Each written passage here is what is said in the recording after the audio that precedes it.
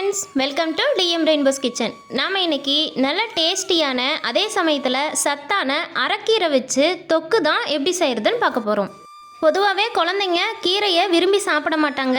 ஆனால் நாம் செய்ய போகிற இந்த முறையில் செஞ்சு கொடுத்து பாருங்கள், குழந்தைங்கள்லேருந்து பெரியவங்க வரைக்கும் எல்லாருமே மறுபடியும் கேட்டு வாங்கி சாப்பிடுவாங்க. வாங்க இந்த டேஸ்டியான கீரை தொக்கை எப்படி செய்யலான்னு பார்க்கலாம்.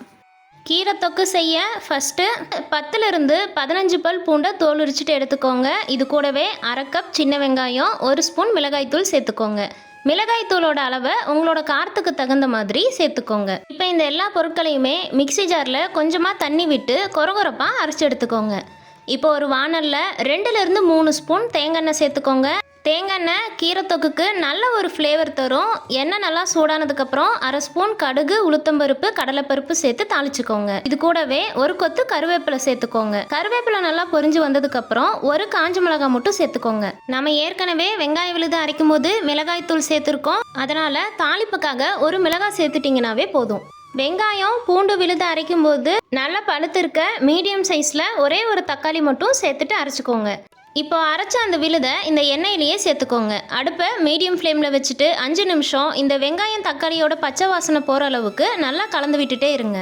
வெங்காயம் தக்காளியோட பச்சை வாசனை போனதுக்கப்புறம் 1 கப் அளவு அரைக்கீரையை பொடியாக கட் பண்ணிட்டு எடுத்திருக்கேன். இது கூடவே சேர்த்துக்கோங்க. அரைக்கீரைக்கு பதிலாக சிறுகீரை, வெந்தயக்கீரை, உங்ககிட்ட எந்த விதமான கீரை இருந்தாலும் இதே முறையில் நீங்கள் செஞ்சு சாப்பிட்லாம். ரொம்பவே டேஸ்டியாக இருக்கும். கீரை சேர்த்துட்டு கைவிடாமல் 5 நிமிஷம் இது போல் நல்லா கலந்து விட்டுட்டே இருங்க. 5 நிமிஷத்துக்கு அப்புறம் பார்த்தீங்கன்னா கீரை இது போல் சுருண்டு வெந்து வந்திருக்கும். கீரை நல்லா குலைவாக வெந்து வரதுக்காக அரை கப் மட்டும் தண்ணி சேர்த்துக்கோங்க. இப்போ கரண்டி வச்சு ஒரு முறை நல்லா மிக்ஸ் பண்ணி விட்டுட்டு உப்பு காரம் சரி பார்த்துக்கோங்க. அடுப்பை மீடியம் ஃப்ளேமில் வச்சுட்டு நம்ம சேர்த்துருக்க இந்த தண்ணி எல்லாமே நல்லா வற்றி சுருண்டு வெந்து வர அளவுக்கு வேக வச்சு எடுத்துக்கோங்க. 5 நிமிஷத்துக்கு அப்புறம் பார்த்தீங்கன்னா தண்ணியெல்லாம் நல்லா வற்றி கீரை தொக்கு பதத்துக்கு நமக்கு கிடச்சிருக்கு. இந்த கீரை தொக்கை இட்லி, தோசை, சாதத்து கூட சேர்த்து சாப்பிடும்போது ரொம்பவே டேஸ்டியாக இருக்கும். கொஞ்சம் அதிகமாக எண்ணெய் சேர்த்துட்டு நல்லா இது போல் வதக்கி எடுத்துட்டிங்கன்னா ஒரு ஏர்டைட் கண்டெய்னர் பாக்ஸில் ஸ்டோர் பண்ணி வச்சுட்டு 2லிருந்து 3 நாள் வரைக்கும் நீங்கள் தாராளமாக சாப்பிட்லாம். இந்த டேஸ்டியான கீரை தொக்கு ரெசிபி உங்களுக்கு பிடிச்சிருந்ததுன்னா லைக் பண்ணுங்கள். உங்கள் ஃப்ரெண்ட்ஸ் அண்ட் ஃபேமிலி கூட நிறைய ஷேர் பண்ணுங்கள். மறக்காமல் டிஎம் ரெயின்போஸ் கிச்சனை சப்ஸ்கிரைப் பண்ணிக்கோங்க. மறுபடியும் ஒரு சூப்பரான ரெசிபியோட பார்க்கலாம். தேங்க்யூ.